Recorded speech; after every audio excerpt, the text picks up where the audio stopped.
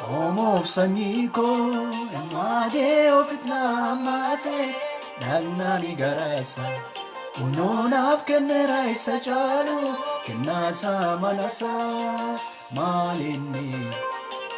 malini ujade yoniye itini ketatu galani.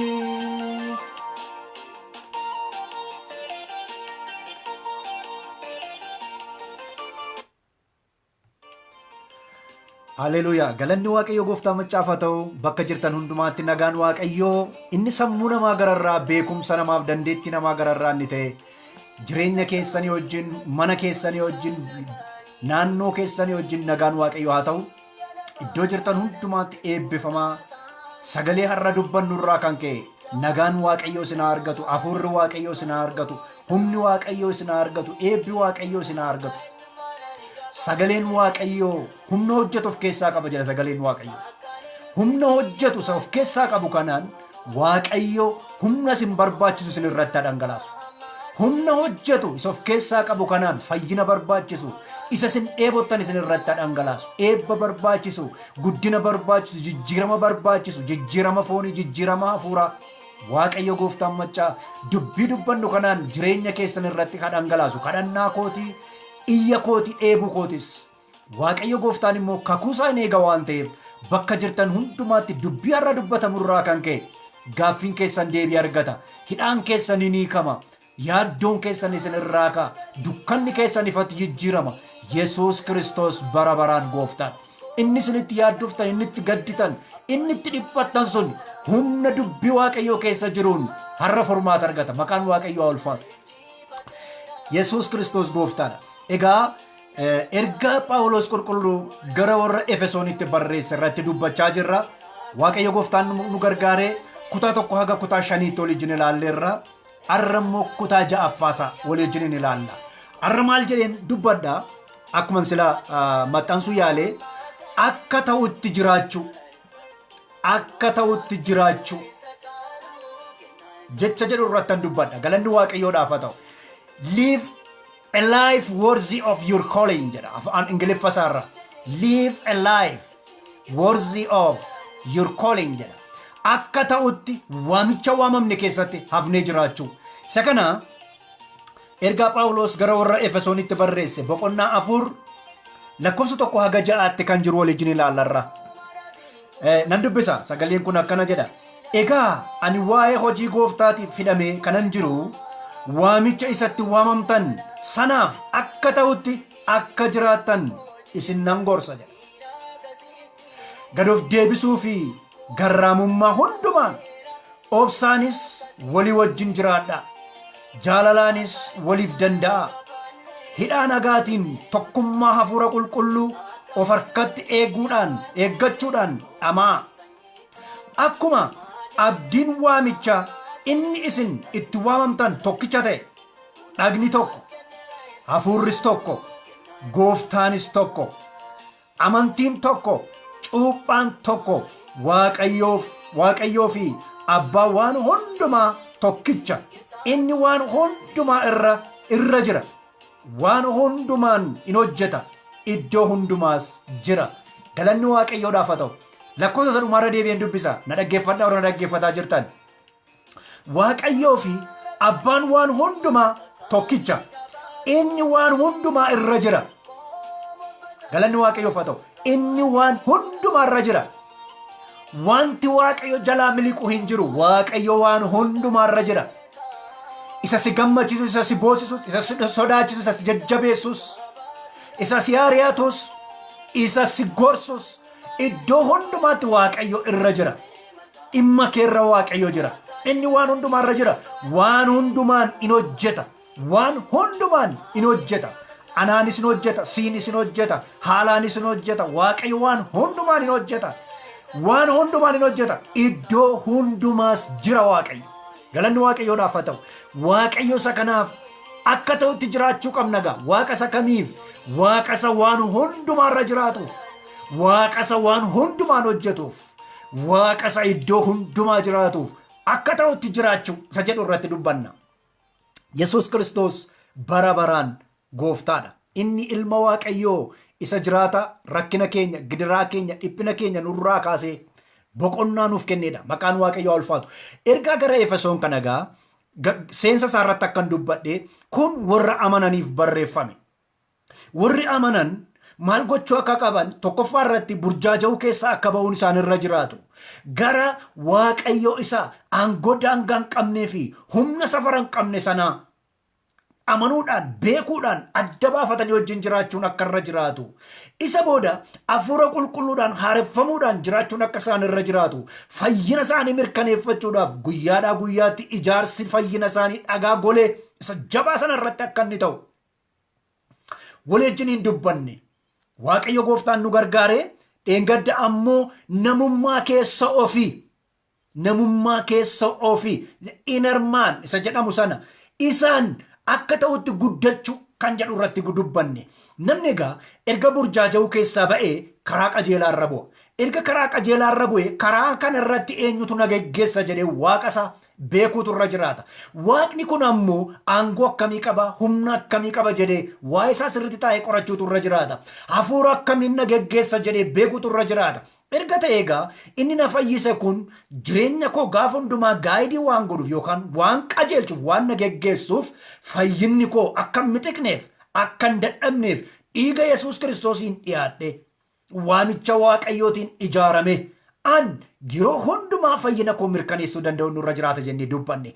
Har'a immoo egaa waamicha kana irratti hafanii cichanii cimanii jabaatanii ciniinnatanii jiraachuudha. Mimmiliquu miti jechuudha egaa mummucucaachuu miti. Sifachi ilaalaa bibirrachuu miti. Haala laalan yeroo laalanii harkaa miliquu harkaa fagaachuu miti. Cichanii jabaatanii irratti of gatanii jiraachuu. Yeroo darbe dubbadheera Waaqayyo warra of gadhiisan hin gadhiisu. Waaqayyo warratti of gatan hin gatu jennee dubbanne. Galanni Waaqayyoodhaaf haa ta'u. Kanaaf Waaqayyo gooftaan machaa har'a waamicha ani isin waame sana keessatti akka barbaachisutti akka ta'utti jiraadhaa jedha. Egaa maal jechuudha kana jechuun namni waamicha itti waamame keessatti akka ta'utti jiraachuu jechuun maal jechuudha? Jireenya waamicha sanaa wajjiniin wal madaalu jiraachuu jechuudha. Hiikni isaa kana. Waamichi itti waamamne kan biraa ta'e jireenyi keenya waan biraa yoo ta'e akka ta'utti jiraachaa hin jiru jechuudha. Jireenya waamicha keenya madaalu, fayyina fayyisaa keenya madaalu, adeemsa geggeessaa keenya madaalu, ilaalcha ilaaltuu keenya madaalu waan akkasii qabaachuu jechuudha. Jireenya keenya keessatti, jireenya hafuuraa keenya keessatti, jireenya kiristiyaanummaa keenya keessatti jireenya madaalu maal kan madaalu jaalala Kiristoosiin isa waamamne sana, fayyina Kiristoosiin arganne sana, waamicha karaa hafuura qulqulluu arganne gara dhugaa beekuu geenye sana akka ta'utti kan madaalu sana jiraachuu. Kanaaf guyyaa itti waamamtan sana, guyyaa itti fayyitan sana caalaa fayyinni keessan har'a isinitti daran dhiyoodha kan sagaleen Waaqayyo jedhuuf isa kanaaf. Har'a daran isinitti dhiyoodha jechuun fayyina sana kan madaalu jireenya akka qabaannu, fayyina akka qabaannu barbaada. Itti siqanne, itti butanne, irraa nyaanne, irraa dhunne, isa fakkaanne, waan inni nyaatu nyaanne, waan inni jiraatu jiraanne, hojjetaan garbichi bakka gooftaan isaa jiraatu jiraata. Isa Yesuus Kiristoos jedhe sana raawwanne isaa wajjiniin akka ta'utti fiigicha keenya fiiguu barbaachisa. Egaa Waaqayyo perfekshinii yookaan guutamtummaa guyyaa tokkichaan nurraan barbaadu Waaqayyo. Maal jechuudha kana jechuun namni jireenya isaa har'aa borii keessatti guddina dabalaa deema. Ijaaramaa deema. Dhagaa golee irratti yeroo darbe kan jedhe yeroo nuti dhagaa golee irratti ijaaramnu dhagaan dhagaarra taa'aa yeroo deemu hojjaansaa dabalaa deema. Mana ta'uunsaa dabalaa deema. Hammachuunsaa dabalaa deema. Qabatamuunsaa jabaachuunsaa dabalaa deema. Bilookeetiin olirra nammee fi gamoon ta'u jenneerra dhagaa goleetti qabachuutu irra jiraata. Namni dhagaa golee irratti ijaarame egaa guyyaadhaa guyyaatti dabalaa guddachaa hiixachaa adeema jenne. Guddina kana keessatti egaa nuti shaakala nu barbaachisa. Shaakala akkamii nu barbaachisa? Egaa namni hundumtuu, amanaan hundumtuu moodelii qaba. yookaan nama fakkeenya ta'uuf qaba. Kiristaanotaaf ammoo moodeliin kiristaanotaa Kiristoosidha. Kiristaana jechuun silumayyuu duuka buutuu Kiristoos jechuu waan ta'eef duuka buutuu Kiristoos ta'uuf ammoo waa'ee Kiristoos baruu, jireenya Kiristoos jiraachuu, shaakaluu, duukaa bu'uu barbaachisa jechuudha.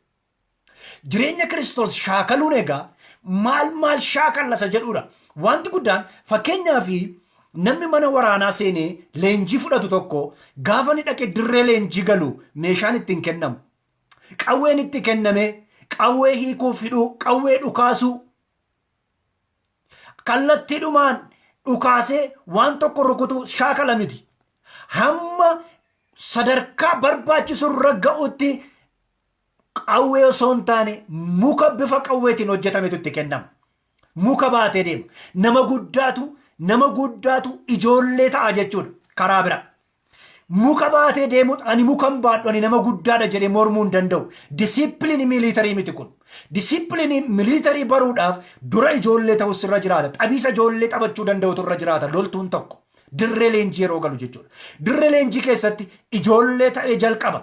Maaliin muka baatee deema. Nuti yeroo ijoollummaa yaadatti yoo ta'e muuzii baala isaarraa muraniitu muka isaanuuf kennu. Sanarraatiin immoo qawwee hojjetanneetu qawwee baadhannee deemna. Yookaan muka murree mukarraatii qawwee hojjetannee qunceettiineetu qawwee baadhannee deemna. Ijoollummaadha waan ta'eef. Akkuma kana namni dirree leenjii galus muka baatee deema. Nama guddaatu muka baatee deema. Maaliif isinitti fakkaata? Zeeroodhaa kaasee baruutu irra jiraata. Har'a muka sana leenjisaansaa yoo waraanni sun leenji'aan sun yoo muka sana irraanfatee manaa gadi ba'e ina daba qabe. Maaliif Booris akkuma sana meeshaa gatee irraanfatee deema jedhee waan yaaduuf disipiliiniin sun sammuusaa keessatti uumamee akka inni hafu. Naachuraalaayizii godhee lapheesaa keessa akka inni kaa'atu waan barbaaduuf. Akkuma kana barataan fayyaa tokko yeroo intarnishiippii bahu namarratti miti kan shaakalu. Shaakala isaa ashaangulliitii irratti shaakala. Lapheesaa kana gadi qabuudhaan qilleensa akka inni fudhatu gochuudhaan kallattii adda addaatiin ashaangulliitiitti ibsaa ibsuudhaan gurra keessa ilaaluudhaan ija keessa ilaaluudhaan marrimmaan keessa ilaaluudhaan kallattii adda addaatiin waa'ee keessa namaa baruu danda'utu irra jiraata. Of eeggannoonni ashaangulliitii irratti godhu sun akka namarratti godhutti of eeggannoo guddaadhaan ta'uu qaba. Tokkichumaan ka'ee nama yaalu barataan fayyaa tokko. Galanni Waaqayyoodhaaf haa ta'u. Kanaaf amanaan tokkos tokkichumaan ka'ee perfect Christian life isa jennu sana geggeessuu hin danda'u. Maal gochuutu irra jiraata?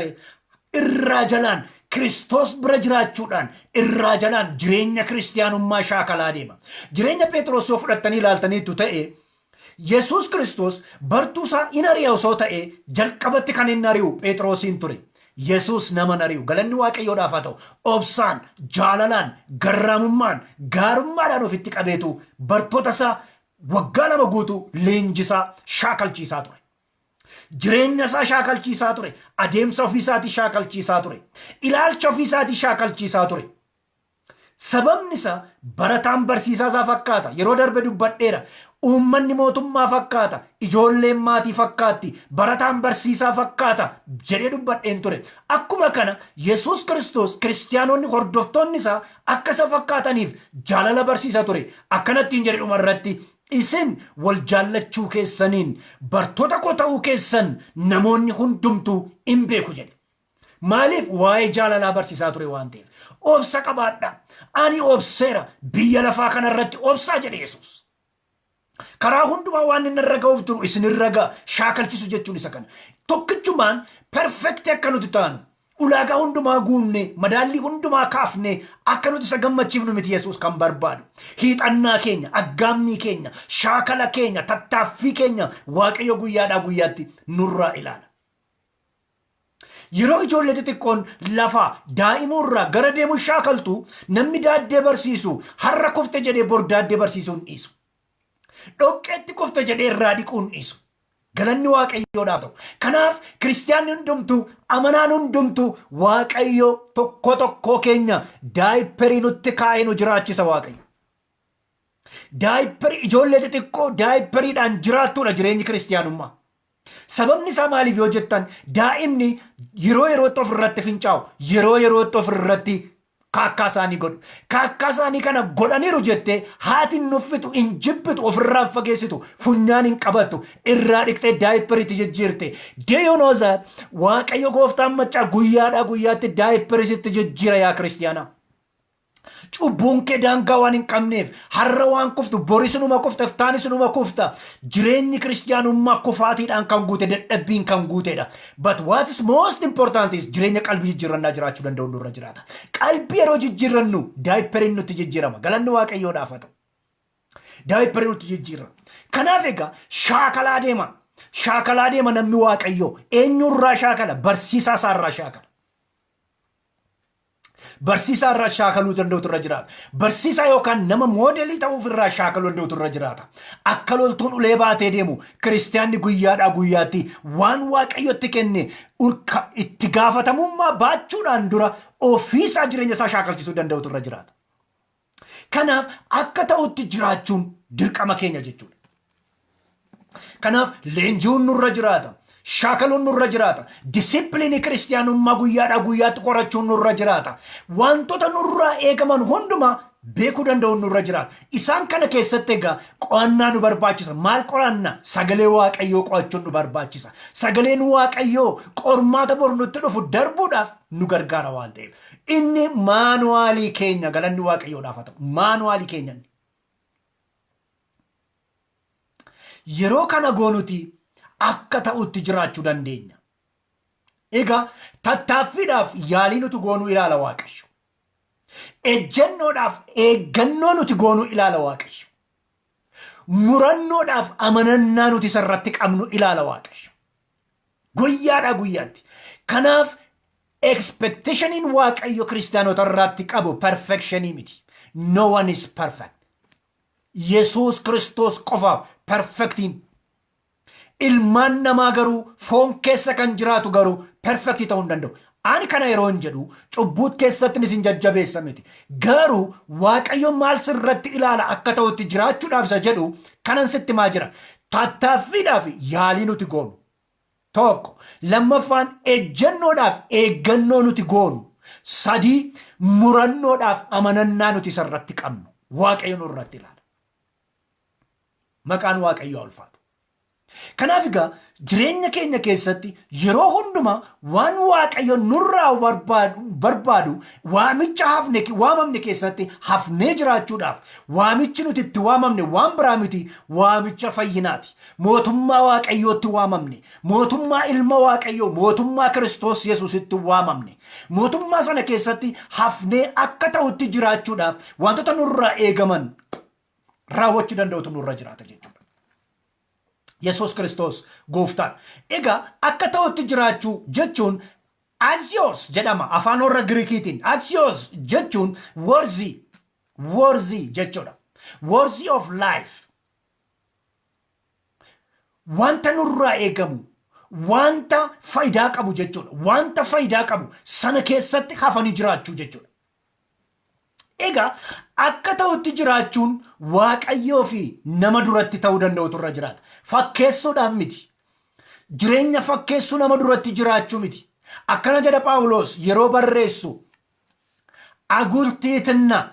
አጉል ትሕትና ምን ማለት ነው? የማይገባ ትሕትናና በመላእክት አምልኮ ማንም እንዳያታልላችሁ ጀለ ጋራሙማ hin barbaachifneefi waaqeffannaa ergamootatiin eenyuyyuu akkasin hin dogoggorsinee jedha. Galanni Waaqayyoodhaaf haa ta'u. Yeroo baay'ee uffannaa keenyaan garraamii ta'uuf akka barbaanna. Nama duratti mataa buusuudhaan garraamii ta'uu barbaanna. Yaalii goona. Ergamoota waaqessuudhaan, qulqulloota waaqessuudhaan, itti fakkeessuudhaan, waan adda addaa gochuudhaan garraamii nama kabaju, nama sodaatu ta'uu yaalla. No. Kanaan jedha Phaawulos garraamummaa hin barbaachifneefi waaqeffannaa ergamootaatiin eenyuyyuu akka karaarraa isin hin kaachifneef of eeggadhaa. Of eeggachuu danda'u nurra jiraata.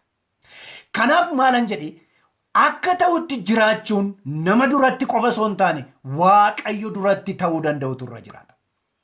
Waaqayyo qofatti osoo hin taane nama durattis ta'uu danda'utu irra jiraata. Waldaa keessatti kiristiyaana taane faarfannee lallabne girrigirri uumne ala baanee warra biyya lafaa fakkaanna taanaan akka ta'utti waamicha keenya keessa jiraachaa jiru.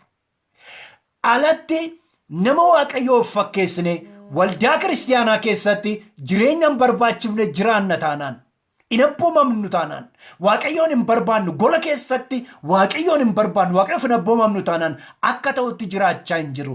This is not worthy.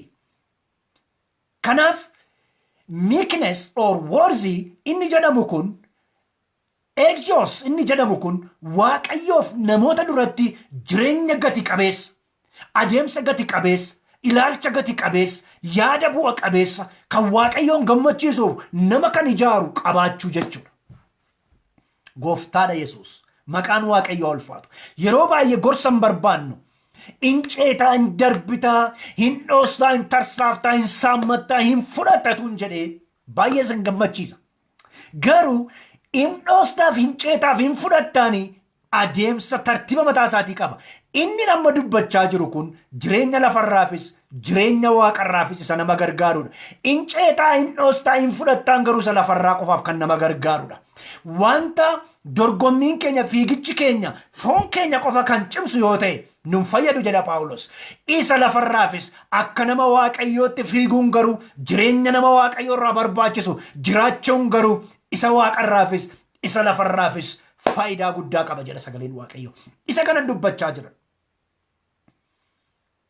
Galanni Waaqayyoodhaaf haa ta'u. Kanaaf egaa jireenya akka ta'utti jiraachuun inni kun jireenya keenya nama durattis Waaqa durattis fudhatamaa ta'uu danda'utu irra jiraata.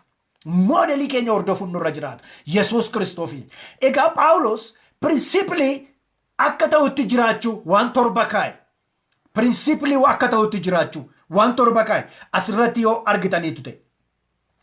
Inni tokkoffaan gad of deebisuu, humbleness, gad of deebisuu. Gad of deebisuu. Inni lammaffaan garraamummaa. Praotetos jedhama afaan warra Giriikiitiin. Praotetos jedhama. Garraamummaa, meekness isa jedhamu jechuudha. Obsa. Makrotemias jedhama. Obsa, makrotemias. Jaalala. Danda'uu. Nagaa. Tokkummaa hafuuraa. Waan torba. Isaan kun torban akka ta'utti jiraachuudhaaf guideline yookaan pirinsipilii kiristiyaanni tokko hordofuu, duukaa bu'uu, raawwachuun irra jiraatudha. Warri nama maqaa isaanii dheekun torbanuu eenyu irraa baranna yoo jettan Yesuus Kiristoos irraa baranna. Isaan kana ilaallaga. Isaan kana gaggabaabseetan dubbadha. Gad of deebisaa jedha.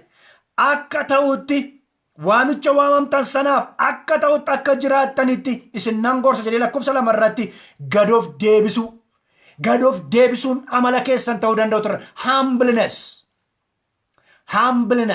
Yawwaannet. Humbleness. Gad of deebisuu. Maal jechuudha kana jechuun? Gad of deebisuu jechuun of tuffachuu jechuu miti. Namaa gadi of gochuu jechuu miti.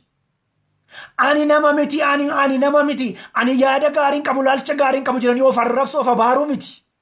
Humbleness jechuun yookaan humility jechuu miti.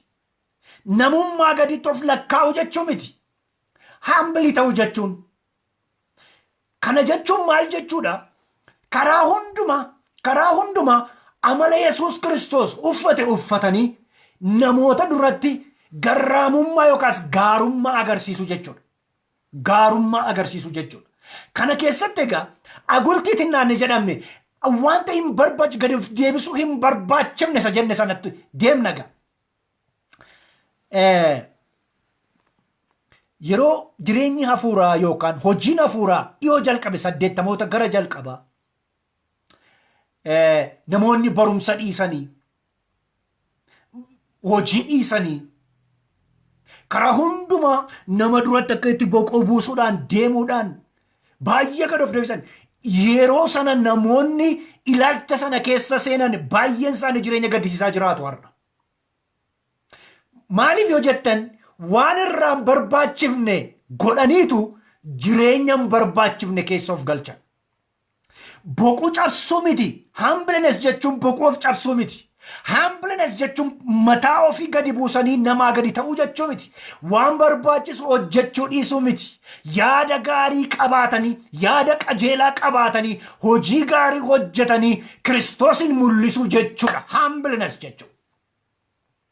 Lafa dhugaan jiru dhaabachuudhaan, waan qajeelaa yaaduudhaan, namaaf dhiifama gochuudhaan, hamaa namarratti gochuu dhiisuudhaan, jaalala Kiristoos Yesuus isa gubaa sana dhiifamaan ho'aan mul'isu jechuudha malee hojii qajeelaa hundumaa keessaa obbaasanii, gaarummaa keessaa obbaasanii, boquu cabsanii yookaan ani nama miti namaa gadiidha, sababoodha, raammoodha jedhanii jireenya ofii namaa gaditti lakkaa'u jechuu miti. Kanaaf egaa isa kana Filiphisiyoos boqonnaa 2 lakkoofsa 6-8 yoo dubbisneen arganna. Inni bifa waaqayyummaatiin utuu jiru ulfina waaqayyummaa isaa abbaa isaa wajjin wal isa qixxeessu wanta qabatanii itti hafanitti hin lakkoofne. Inni ulfina sana gadhiise akka waan tokkotti hin gallee of godhe. Bifa garbummaa in fudhate. Fakkaattii namummaatiin in dhalate. Waan hundumaatiinis nama ta'ee argame. Inni gad of deebise hamma du'aatti, hamma fannifamee du'utti iyyuu abboomamaa ta'e. Egaa asirraa akka arginutti humbleness jechuun abboomamuu jechuudha. Warra kaan waan fayyadamu gochuudhaaf gatii hundumaa baasuu jechuudha. Isa si ergeef abboomamtee warra ergamteef sanaaf jiraachuu jechuudha. Waan ergamteef kaayyootti waamamteef sanaaf abboomamtee jiraachuu jechuudha. Humbleness jechuun dhaqi yeroo jedhan hin dhaqu. Ani eenyu gadi hin dhaqa jechuu miti. Dhaqi yeroo jedhan tole gooftaa koo abboomamuu jechuudha. Hojjedhu yeroo jedhamtu tole gooftaa koo hojjechuu aga maal ta'ee jirutti warra kaan fayyisuu, warra kaan fayyaduu, warra kaan jijjiiruu, warra kaan gargaaruu haga ni danda'utti. Humbleness jechuun isa kanaga yaada gaarii, yaada qabatamaa, yaada qulqullaa waaqayyoorraa yookaas namarraa warra kaan akka fayyaduuf, akka hojjennuuf gara keenya dhufe jaalalaan, gaarummaadhaan, tole jechuudhaan fudhannee hojjechuu jechuudha. As far as it helps others, ammanni warra kaan fayyadetti, ammanni warra kaaniif bu'aa kennutti, firii gaarii kennutti gad of deebisuudhaan, abboomamuudhaan, tole jechuudhaan, gaarii yaaduudhaan. Eenyuu gadiin kana godhani? Ati eenyuudhaan ajajja? Ani maaliin siif kana godha jechuu dhiisanii waaqayyo duratti yaada gaarii hundumaa tole jedhanii fudhatanii hojiirra oolchu jechuudha. Yaada gaariin jedhe, be careful. This is what we call humbleness. Gad of deebisuu jechuun isa kana. Akkana jedha sagaleen waaqayyoo. Isaayaas boqonnaa 13 lakkoofsa 11 irraa yoo dubbiftan waaqayyo biyya lafaa jallina isheetiin adaba jedha. Boqonnaa 13 lakkoofsa 11 raajii Isaayaas waaqayyo biyya lafaa jallina isheetiin adaba. Cubbamoota immoo cubbuu isaaniitiin adaba. Of tuultota immoo jedha. Of tuulummaa isaaniitiif hin salphisa jedha. Of tuulaa jechuun egaa opposite humility. Opposite sanaati. Kan hin abboomamne jechuudha. Kan tole hin jenne, kan hin dhageenye, yaada gaarii raawwachuurra yaada gaariin kan mormu jechuudha. Waaqayyoof ergamuurra waaqayyoon kan mormu jechuudha. Of tuulaa jechuun. Kanaaf inni biyya lafaa jallina isheetiin adaba. Cubbamaa cubbuu isaatiin adaba. Of tuultu ammoo of tuulummaa isaatiin salphisa jedha. Kanaaf salphachuurra waaqayyoof tole jedhanii yaada gaarii waaqayyo namatti raawwachuu jechuudha. Humbleness jechuudha. Hojii gaarii mormuu jechuu miti. Hojii qajeelaa mormuu jechuu miti. Nama fayyaduu dhiisuu jechuu miti. Humbleness jechuun. Yookaan namaa gaditti of lakkaa'uu jechuu miti. Ani nama waa hin baafneedhaan ani maal ola jedhanii manatti galanii taa'anii boo'uu jechuu miti. Humbleness jechuun. isatti ergamneef sana sanutti kenname sana isatti waamamneef sana keessatti abboomamaa ta'uu jechuudha. Maqaan Waaqayyoo ulfaatu. Nama Waaqayyoo abboomamaa ta'anii hojii qajeelaa hundumaa nama wajjin Waaqayyoo wajjin gad of deebisuudhaan tole jechuudhaan hafuura abboomamaadhaan hojjechuun humbleness jechuudha. Yesuus Kiristoosiif galanna ta'u. Inni lammaffaan garraamummaa meekness jennu dhaga.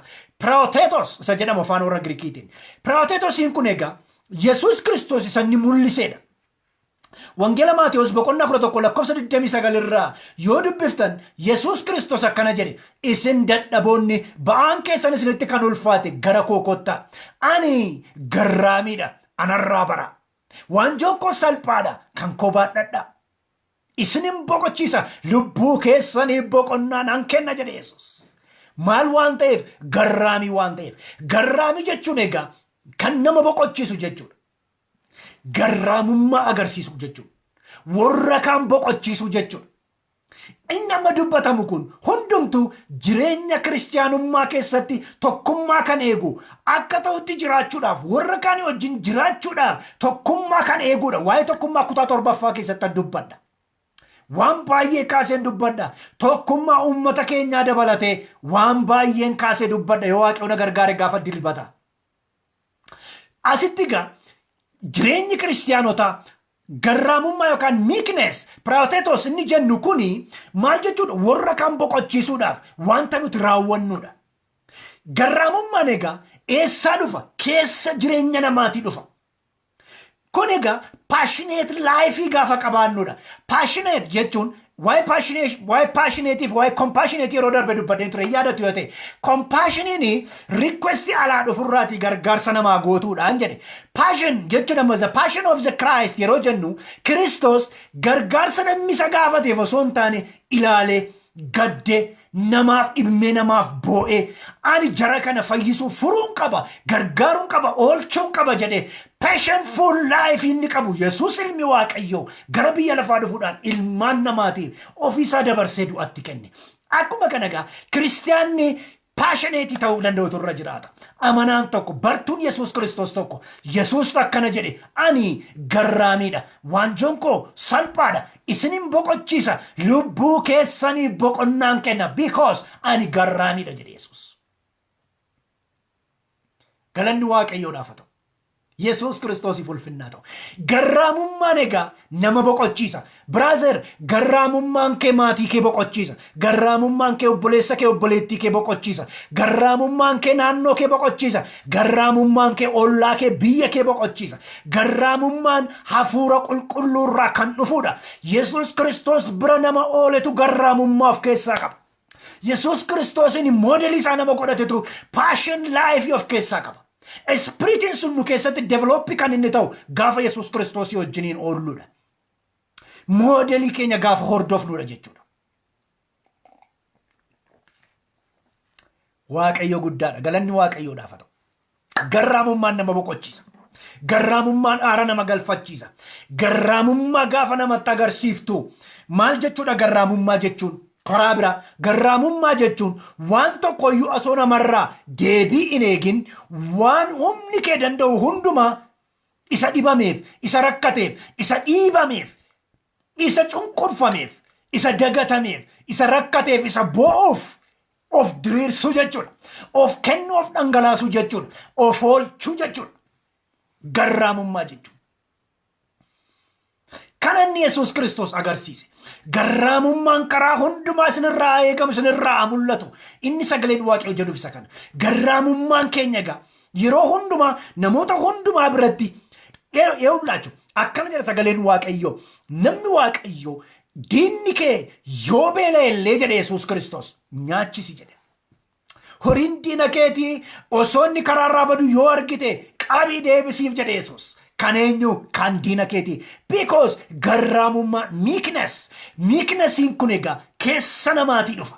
Laphee namaa keessaa, hafuura namaa keessaa wanta dhufuudha. Oolmaa irratti osoo hin hundaa'in, haala irratti osoo hin hundaa'in, taatee irratti osoo hin hundaa'in jireenya ofii namaaf oolchuu jechuudha. Qabeenya ofii namaaf oolchuu jechuudha. Humna ofii namaaf oolchuu jechuudha. Garraamummaan hojiidhaan kan mul'atudha. hidhii xuuxanii nama bira darbuu jechuu miti. Garraamummaan hojiidhaan, akshiniidhaan kan mul'atu jechuudha. Kanaaf passion is the combination of spiritual feeling and action. Feelingii qofa miti, action of keessaa qaba jechuudha. Akkuma kam meeknessinis keessa namaati, garraamummaanis keessa namaati. Jireenya namaa keessa afaan Oromootiin garraamummaa jechuun baay'ee wanta namatti toludha. Gaarii namummaa namaa keessaa ba'u jechuudha.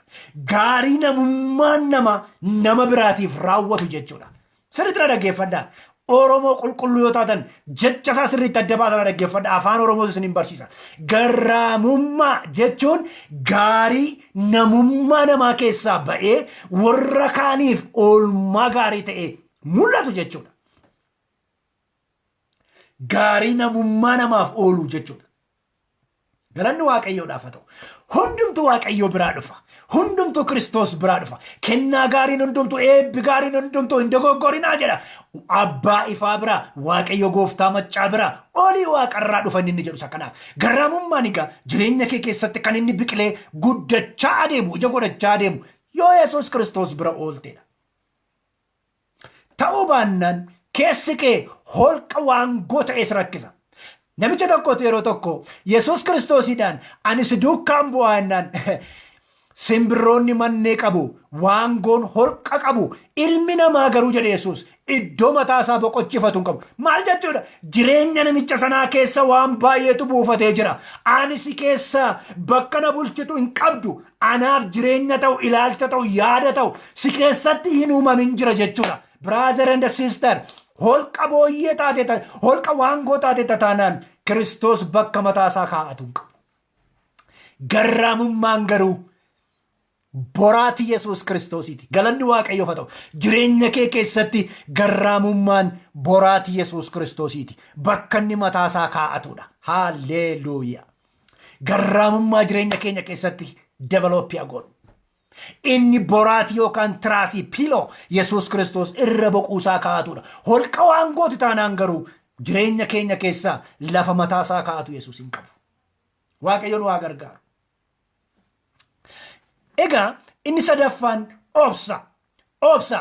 Microtimias jedhama. Obsi jedhee isinitti meera. Microtimias jedhama. Afaan warra Giriikiitiin baay'ee jecha dinqisiisaadha. Obsa jechuun maal jechuudha? Atoo si arrabsanii liqimsita. Osoo si jibbanii liqimsita. Osoo si ari'atanii liqimsita. Osoo si saamanii liqimsita. Dandeessa. Ciniinnattee fayyina keef jecha jireenya Kiristoos siif kenne oolmaanni siif oole ilaaltee liqimsita. Osoo waraananii yaa abbaa dhiisiif. Osoo arrabsanii yaa abbaa dhiisiif. Osoo itti tufanii yaa abbaa dhiisiif. Osoo itti geessanii yaa abbaa dhiisiif. That is your model. Yesuus Kiristoos inni modelii keenya ta'e sun akkana jedhe egaa liqimfate obsanarraa baraa inni jedhe Yesuus. Liqimsate yaa abbaa dhiisiif jedhe Yesuus. Obsa jechuun akkasi. Hiixattee yeroo si arrabsan deeffachuu jechuu miti. Kennitee yeroo haalli jijjiiramu harkaa fudhachuu jechuu miti. Obsa jechuun danda'u. Haala gaarii keessattis haala hamaa keessatti yeroo si jaallatanis yeroo si jibbanis yeroo si dhiibanis yeroo ofitti si qabanis jaalalli inni kan keeti achuma jira. Amanamummaa inni kan keeti achuma jira. Garraamummaa inni kan keeti achuma jira. Danda'uu inni kan keeti achuma jira. Obsa jechuun isa kana. Kanagaa ijoollee diina keetii nyaachisi jechuun isa kana.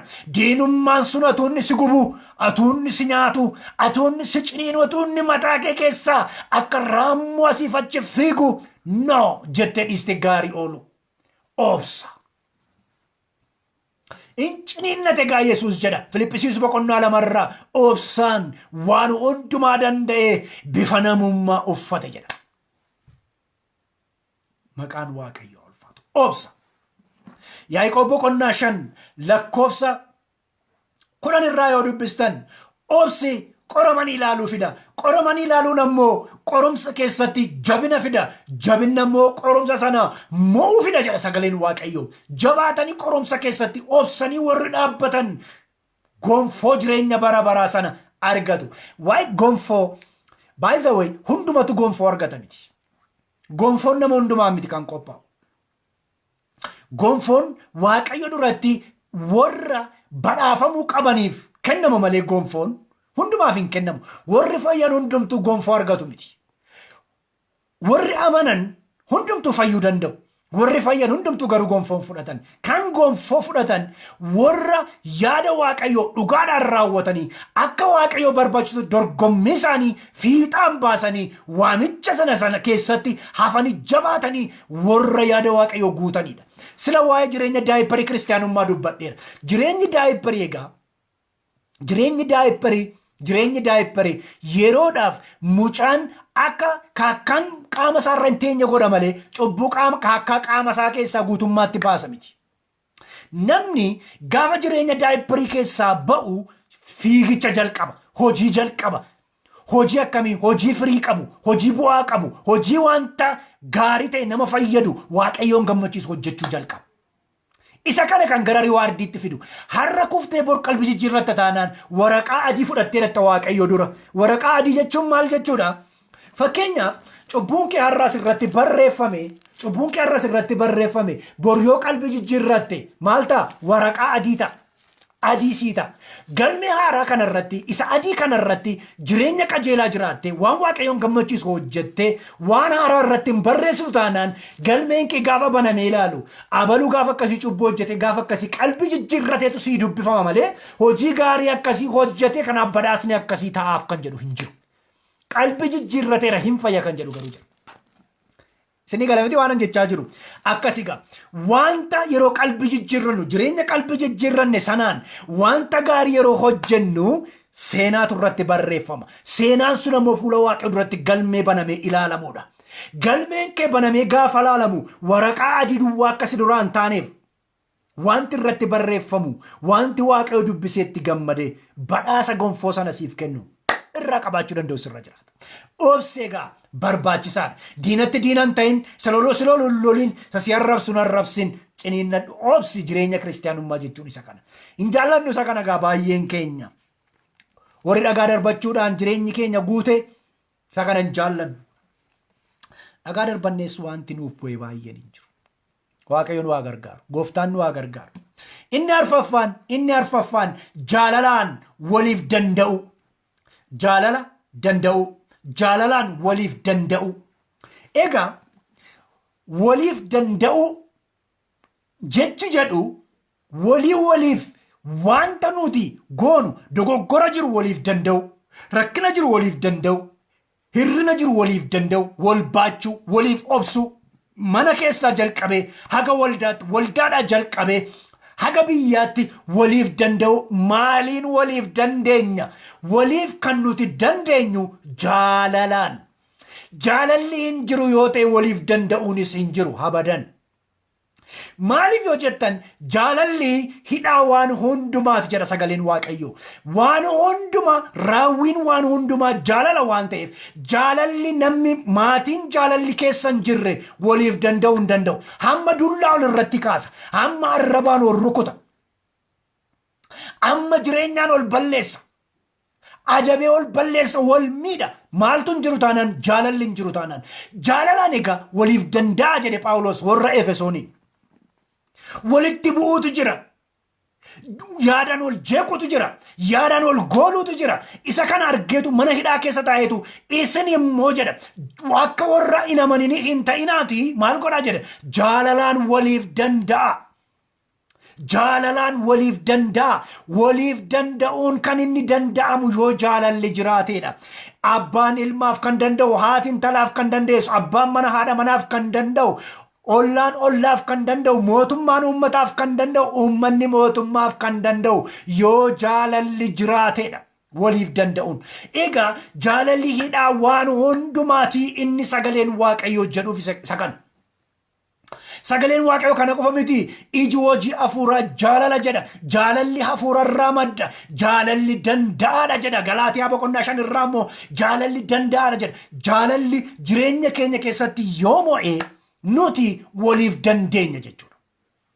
Har'a waldaa kiristaanaa keessa waliif danda'uun hin jiru. Machaachaadha. የሚባል ነገር ዛሬ ከዓለማውያን ውስጥ ብቻ ሳይሆን ከቤተ ክርስቲያን ራሱ ጠፍቷል። ወሊፍ ደንደው ማሊን ጃላላን ወሊፍ ደንደው ሀረዋን ሲነጃይቡ ገዲባታኒ ነመን ቤኔ ወጅን ማክሲማም ከንስን ነጋዳን አሰው ደንዴሰን ደቂቃ ቶኮ ዮካን ደቂቃ ለም ኢሰ ቦዳ ኤሳ ዱፍቴ ተከስነት ጤብዳ ሲንጀዳ ኤሳ ዱፍቴ ከነናት ቁነት ቆስታ ሲንጀዳ ማሊፍ ጃለሊ በዳጅራ ኬስማ ብየ ኬኛ ኬሳ ጃለሊ በዳጅራ ጃለሊ ሞ ዮ ሂንጅሩ ተይ ወሊፍ ደንደውን እንጅሩ annan qaanaa yeroo televiizinii irraa uummanni Itoophiyaa jaalalaan beekama, uummanni Itoophiyaa wal kabajuudhaan wal danda'uudhaan beekama yeroo jedhamu dhuguma isa dhugaan isiniin jedhan nan qaanaa. Wal danda'uun hin jiru, wal jaallachuun hin jiru, wal kabajuun hin jiru. Sababni isaa lapheen namoota keenyaa rincicaadha, jibbaan guutuudha, obsi keessan jiru, garraamummaan keessan jiru. Humbleness yookaan gad of deebisuun keessan jiru. Namni waan akkasii of keessaan qabne immoo yeroo hundumaa jireenya isaa lolaaf qophaa'aadha. Qoraattii yaasa. Akka dhaddee bineensa argee qoraattii yaasa. Qoraattii yaasennaan immoo firriyyuu sittin siqu. Qoraattii yaasa jireenyi kee taanaan, amalli kee qoraattii namatti ta'a taanaan, haatiyyuu abbaan iyyuu sittin siqu. Gooftaan iyyuu sittin siqu. Braazer, jireenyi keenya karaa hundumaa jaalalaan guutamuu danda'utu irra jiraata. Jaalalli immoo eessaa dhufa? Kiristoos Iyesuus irraa dhufa. Jaalali gaa yoo keessa keenya jiraatu waliif danda'u, wal baachuu, wal gorsuu, wal jaallachuun gaafa sana biyya keenya keessatti, maatii keenya keessatti, waldaa keenya keessatti, saba keenya keessatti dabalaa deema. Jaalalaan waliif danda'u. Kanatu baay'ee barbaachisaadha. Kanaaf egaa amala walii, ilaalcha walii, hirrina walii danda'u. Asoo biyya Itoophiyaa keessa wal danda'u, waliif danda'u wanti jedhamu jiraate biyyi keenya akkasiin goolamtu. Maaliif waliif danda'uun dhibe Itoophiyaa keessa yoo jettan ammoo wal qooduutu jira. Waloodhaan waliif danda'u, waloodhaan waliin jiraachuu, waloodhaan wal kabajuu, waloodhaan guddachuu, waloodhaan eebbifamuu osoo hin taane gareedhaan fiiguu, gareedhaan hirachuu, gareedhaan butachuu, gareedhaan kabajamuu, gareedhaan aangootti ba'uutu biyyattii keessatti immoo jira waan ta'eef kun ammoo jaalala balleessa, tokkummaa balleessa. Wal qabatanii wal ta'anii guddachuu balleessa. Hamma kun hin hafinitti, hamma kun hin baninitti, jaalalaan ammoo waliif danda'uun hin jiraatinitti Itoophiyaan akka goolamtetti itti fufti. Akka jeeqamtetti itti fufti. Waan isin ajaa'ibu Liibiyaa fudhattanii yoo ilaaltan, Sooriyaa fudhattanii yoo ilaaltan, Paakistaaniin fudhattanii yoo ilaaltan, warra biyya alaatu keessa seenee isaan jeeqa isaan goola. Itoophiyaa garuu amala nu keessa seenetu nu goolaa nu jeeqaa jira. Amala warra qomaataa kan koo yoo ta'e malee isa jedhu. Ankoo yoo ta'e malee harki warra qomaataa akkasi. Maal jechuun akkana jechuun waan hundumaanatu qabatatu jedhanii akkasitti goggoganii hafan. Goggogsee jireenya Itoophiyaa kan hambise. Guddina keenya goggogsee kan hambise. Eebba keenya nagaa keenya goggogsee kan hambise. Akka nuti walitti qoraatti yaamnu diina walitti taanu kan godhe hambise. Anaafa ta'uudha. Ani nan ba'a, ani nan mul'adha, ani nan cabsa, ani nan saammadha warra jedhantu kana keessatti nu hambise. Warra akkasii warra jaalala hin qabnedha. Kanaaf jaalala hin qaban taanaan immoo jaalala biyyaa hin qaban. Jaalala biyyaa hin qaban taanaan immoo biyya guddisuu hin danda'an. Dhugaan isiniin jedhan. Kanaagaa wangeelli maal jedha? Jaalalaan waliif danda'a jedha. Jaalalli hidhaa waan hundumaa ta'e waan ta'eef, jaalalli danda'a waan ta'eef, waan hundumaa waan danda'uuf, jaalalli hidhaa waan hundumaa, gudunfaa waan hundumaa, baattuu waan hundumaa waan ta'eef. Namni jaalalaa obsaa waan ta'eef, namni jaalalaa danda'a waan ta'eef, namni jaalalaa gad of deebisaa waan ta'eef, namni jaalalaa garraamii waan ta'eef, waan hundumaa walitti qabee obsee baatee deemuu danda'a. Faallaa isa kanaa garuu namni jibbaa ammoo isa kana sitti waraanii ajjeesa, isa kana achittiin butee ukkaamsee akka waliin kaane godha jedha. Brother, you cannot do that. Gochuun dandeessu. Kan si caalus jira waan ta'eef. Jaalalaan waliif danda'a jedha sagaleen Waaqayyo. Jaalalaan waliif danda'a. Maqaan Waaqayyo ulfaatu. Inni dhumaa hidhaa nagaatiin tokkummaa hafuuraa eega jedha. Hidhaa maaliitiin? Hidhaa nagaatiin. Waa'ee nagaa yaadatu yoo ta'e barsiisa koo tokko keessatti dubbadheen ture. Ilmi nagaa hordofuudhaaf, nagaa qabaachuudhaaf ilma nagaa ta'uu qabda. Ilma nagaa ta'uudhaaf nagaa hordofuu qabda. Nagaa namni hordofu nagaa keessa isaatti fudhachuu danda'utu irra jiraata. Namni nagaa keessa isaatti fudhate ammoo nagaadhaan tokkummaa ijaara jennee yeroo tokko dubbanneerra.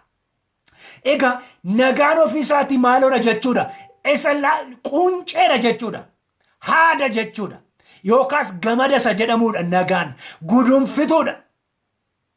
Nagaan egaa warra wal dhaban olitti deebisa. Nagaan egaa warra diigaman warra bittimmaan olitti qaba. Nagaan. Waggaa lamaan irraa warri fagoo jiran yeroo biyyatti deebi'an, warri kanaan dura du'itti murtaa'e du'i yeroo irraa ka'e, warri hidhaman yeroo hiikaman, hundumtuu bakka bakkatti faca'e yeroo biyyatti galan nagaatu biyya keenyatti bu'ee jennee baay'ee gammanne. Hidhaa nagaatu gadi bu'ee Waaqayyo gooftaa biraa jennee baay'ee gammanne. Hidhaa nagaagaa hundumtuu maqasii fudhatee ka'e. Hundumtuu maqasii fudhatee ka'e. Inni asiin hidhamee jiru ofirraa kutuu jalqabe. Inni achi hidhamee jiru ofirraa kutuu jalqabe. Hidhaa nagaa ofirraa kukkutuu jalqabe hundumtuu. Gaafa hundumtuu hidhaa nagaa ofirraa ciru bittimmaa'utu dhufe. Maaliin? Yaadaan, ilaalchaan bittimmaa'utu dhufe. Tokkummaa diiguutu dhufe. Jaalala balleessuutu dhufe. Afaan ol keessa balleessuutu dhufe.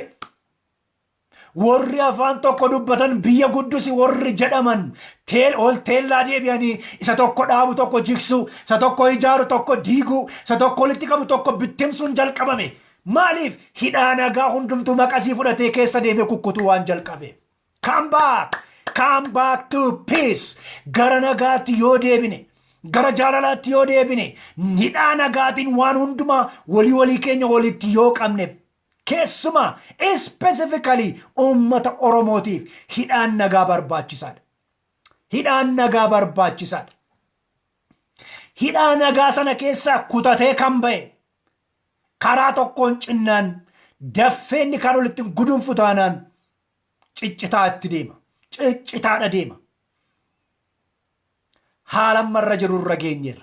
Kan caalu akka hin dhufneef Waaqayyo nu gargaaree qalbiitti nu deebisee, hubannaatti nu deebisee, ogummaatti nu deebisee, isa murmurre hidhaa nagaa sana gudunfuu danda'utu nurra jiraata qalbii jijjiirrannaadhaan. Gaafa sana Waaqayyo gooftaan maccaa nagaadhaan hidhaa nagaatiin walitti nu qabuudhaan tokkummaan keenya akka jabaatu godha Waaqayyo. Egaa nagaan kan dhufu, tokkummaan kan dhufu, brother sin jaalladhaa maaloo jechuudhaan miti, miidiyaadhaan miti nagaan kan dhufu, hafuuraan dhufa. Hidhaa nagaatiin tokkummaa hafuuraa eegaa jechuun maal jechuudha? Hafuurri keessoo namummaa namaa, the inner man possessi godha jedhee isinitti meera. Inner maniin keenya hafuura qulqulluudhaan possessed hin taane taanaan hidhaan nagaa nu keessa hin jiraatu. Hidhaan nagaa nu keessa jiraate inner maniin keenya nagaa hin qabu taanaan ammoo tokkummaa hafuuraa cimsachuu hin dandeenyu. Tokkummaa hafuuraa cimsachuu hin dandeenyu taanaan ammoo inni Harargeerra jiru isa Wallaggaarra jiru irraa dhimma hin qabu. Inni Kamiseerra jiru isa Booranarra jiru irraa isa Booranarra jiru irraa dhimma hin qabu. Inni Baaleerra jiru isa Arsiirra jiru irraa isa Jimmaarra jiru isa Lubbaaboor irraa dhimma hin qabu. Inni Shawaarra jiru isa iddoo kaan irra jiru irraa dhimma hin qabu jechuudha. Yoo maaltu hin jiru ta'e hidhaan hafuuraa, tokkummaan hafuuraa yoo hin jiru ta'e. Egaa uummanni keenya hidhaa nagaatiin tokkummaa hafuuraa kan inni eeguu danda'u inermaaniinsaa yoo nagaadhaan guuteedha. Hidhaan nagaa sun hunduma bakka jirutti konnektii yoo godheedha jechuudha. Konnekshinii addaan ciccite kana walitti deebisuudhaaf gara nagaatti dhufuu danda'u nurra jiraata. Gara nagaatti dhufuu, ilmaan keenya hiriirsuu nagaadhaaf, jaalalaaf, tokkummaadhaaf ilmaan keenya hiriirsuu danda'u nurra jiraata. Nagaa ilmaan Oromoo Abiyyi miti kan deebisu, nagaa ilmaan Oromoo Jawaar miti kan deebisu, nagaa ilmaan Oromoo Jaale Daawit miti kan deebisu. Tokkummaan keenya nagaa hidhaa nagaatiin hafuuraan yoo walitti hidhame konnektii yoo ta'e ilmaan Oromoo hundumtuu gaanfa Afrikaa bira darbee guutummaa Afrikaatiif moodelii taanee fayyina ta'uu dandeenya. Garuu har'a wanti ta'aa jiru hidhaa nagaa tokkummaa hafuura keenya tokkummaa nagaa keenyaas tokko godhe jabeessa walitti qabu sana keessa deemee inni maqasiidhaan kukkutaa jiru sun harki sun muramuu qabamuu danda'utu irra jiraata. Nagaa Yesuus Kiristoos gooftaadha. Hidhaa nagaatiin tokkummaa hafuuraa eeggadhaa jira. Egaa tokkummaan hafuuraa kun namatu uumamiti Waaqayyo gooftaa machaatu kenna tokkummaa hafuuraa. Nuti garuu hidhaa nagaa keessa of galchuu danda'utu nurra jiraata. Hidhaa nagaa jechuun seerkilii nagaa jechuudha. Riingii nagaa jechuudha. Riingii nagaa qubeelaa nagaa sana keessa seenuu danda'u jechuudha. Maqaan Waaqayyo gooftaa machaa bara baraan haa ulfaatu. Egaa waldhabbii mufannaa muffii malee adda osoo hin cabin waliin jiraachuu waaqessuu fi hojjechuu danda'utu nurra jiraata. Efesoon boqonnaa 2 lakkoofsa 14-15 irraa yeroo darbee dubbannee turre. Waaqayyo gooftaan machaa nuun warra tokkon ta'in warra diina turre warra bannee turre warra lafarra jiran warra waaqarra jiran fagoodhaa walitti nu qabee tokko nu godhe jedhe. Yesuus Kiristoos immoo wangeela Yohaannis boqonnaa 10 irraa ani karra kanaan ala hoolota biraanan qaba isaanis nan fida walitti dabalee karra tokkon isaan godha jedhe. Maal jechuudha? Tokkummaa isaanii nan cimsa jedhe. Waa'ee tokkummaa kutaa 7ffaa keessatti gaafa dilbataan dubbadha isiniin jedheera. Egaa isa kana gochuu eeggachuu danda'utu nurra jiraata. Nuti tokkummaa kana uumuu miti tokkummaa Waaqayyo nuuf kennee uume. By the way, Oromummaan tokkummaadha. Oromummaan mataansaa tokkummaadha. Ani waa'ee Oromummaa lallabuun miti ani wangeela lallabaa jira yookaan waa'ee siyaasaa dubbachuun miti. Cubbuu qaba jechuu koo miti. Waa'ee Oromummaa dubbachuun cubbuun qabu, waa'ee siyaasaa dubbachuunis cubbuun qabu. Osoo waa'ee siyaasaan dubbadha ta'e osoo namoota baay'ee pikularii ta'an waa'ee isaaniin kaasee dubbachaa jira ta'e thousands of viewers namoonni 1000 lakkaa'an asirratti duudanii akka isaan dhaggeeffatan nan beeka.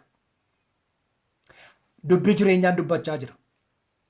Tokkummaa keenyaafis uummata keenyaafis mootummaa keenyaafis jireenya isa waaqarraa isa lafarraafis kan nu gargaaruun dubbachaa jira. Nuun galle malee hin hubanne malee uummanni keenya immoo informationii hordofuu irratti very low. Wal gargaaruu irratti very low. Aktiivistii warra kaan ilaalame aktiivistii warra kaan ilaala. Meerreree taammaanyifaa jedha uummanni keenya.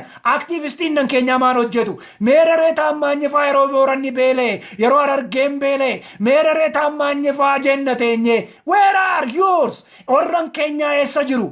Maaliif hin hojjennu nuti? Diyaaspooraan keessa maaliif qarshii do you know taammaanyi bayyanee akkuma nu mormu akkuma isinii mormu hojii gurguddaa moo hojjeta. I appreciate him.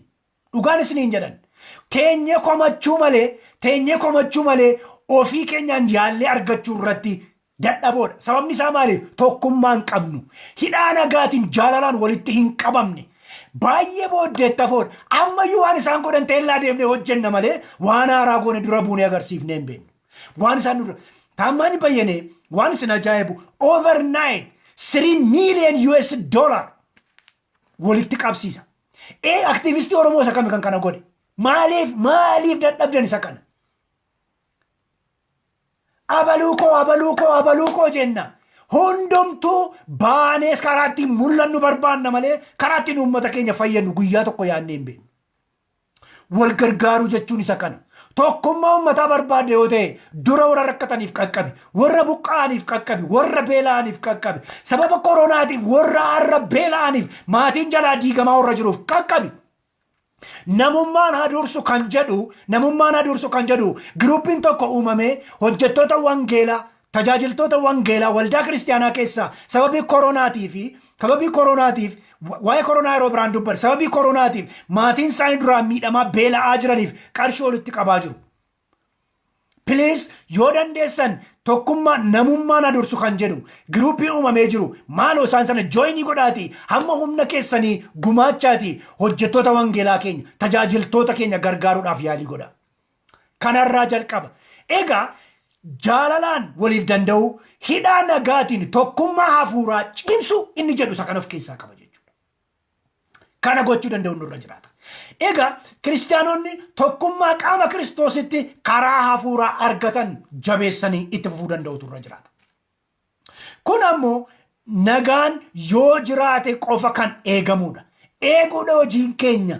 Nuti in eegna. Waaqayyo immoo nagaa ijaara. Nuti in eegna. Waaqayyo immoo konnekshinii hafuuraa nu gidduutti uuma jechuudha. Jalqaba akkan dubbadhe oromummaamti ofiisaafiyyuu tokkummaadha.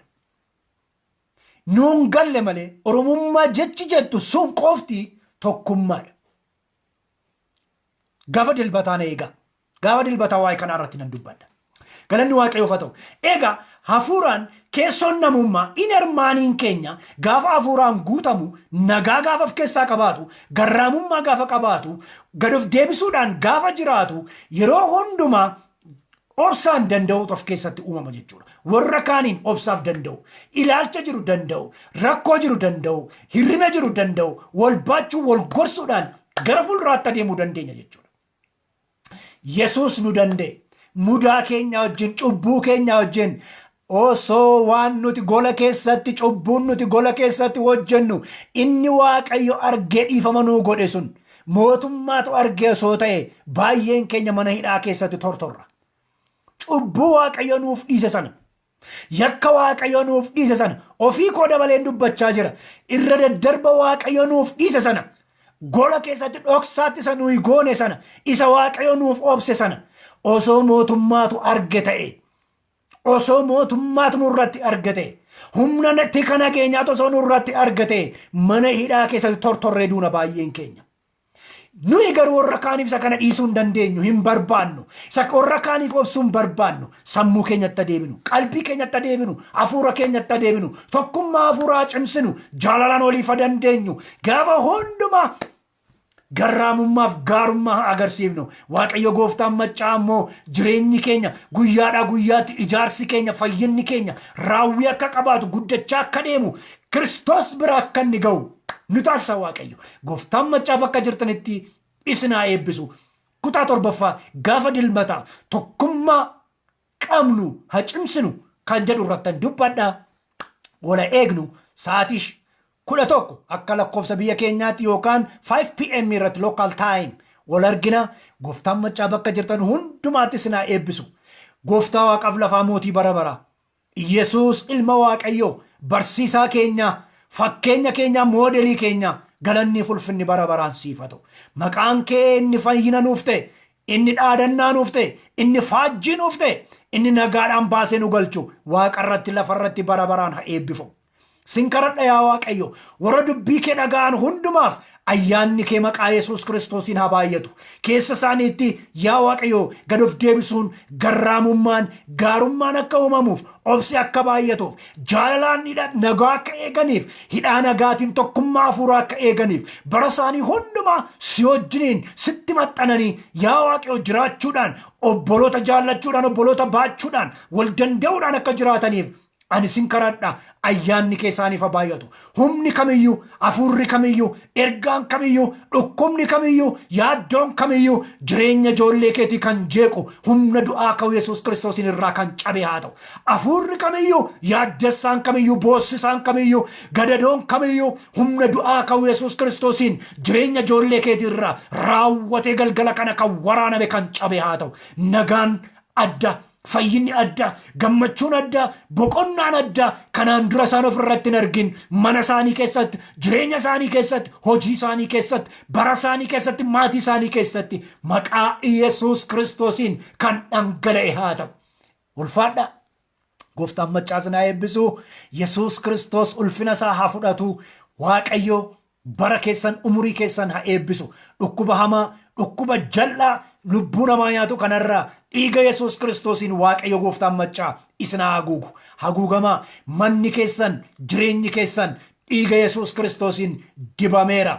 Your address is the wrong address that devil cannot attack. Galanni waaqayyoodhaaf haa ta'u. Seexanni attaaki gochuu hin danda'u. Because dhiigni Yesuus Kiristoos mana keerra jireenya keerra jira waan ta'eef. Gammadi gooftaan isin haa eebbisu. Akkuman yeroo hundumaas niin jedhu. Harka keenya yerootti saamunaadhaan dhiqannee vaayirasiitti walaba haa goonu. Jaalala dabalaa. Wal gargaaruu waliif ho'uu wal baachuu dabalaa. Isa naannoo keessan jiru ilaalaa. Gargaara waan qabdan qoodaafi. Yesuus Kiristoos gooftaadha. Qalbii jijjiirrachuudhaan guyyaa guyyaatti laphee keenya cubbuutti sammuu keenya ceephootti walaba haa goonu. Yesuus Kiristoos bakka jirtanitti hundumaatti isin haa eebbisu. Ulfaadhaa gaafa dilbataa isin argina. Viidiyoo kana YouTube irraan godha. Peejii YouTube kootii irra dhaqaatii subscribe godha, share godha. Gooftaan maccaa isin haa eebbisu. Shalom. Eebbifama.